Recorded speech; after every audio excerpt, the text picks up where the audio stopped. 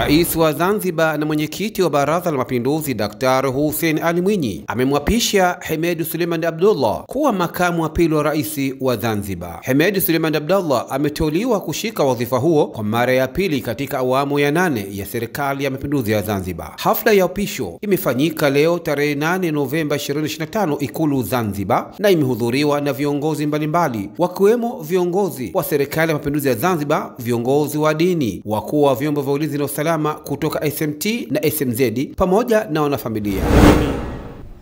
Hemed Suleiman Abdullah naapa kwamba nitakuwa mwaminifu kwa Zanzibar na kuitumikia kwa moyo wangu wote, na kwamba nitaihifadhi, nitailinda, nitaitii na kuitetea katiba ya Zanzibar na watu wake kwa mujibu wa sheria iliyowekwa, na kuomba Mwenyezi Mungu unisaidie.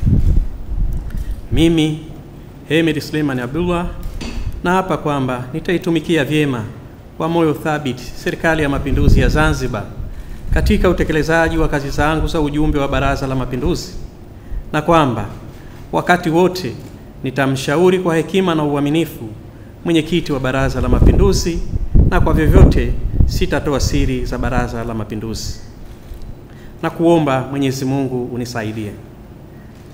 Mimi Hemed Suleiman Abdullah naapa kwamba nitaitumikia vyema kwa moyo thabiti serikali ya mapinduzi ya Zanzibar.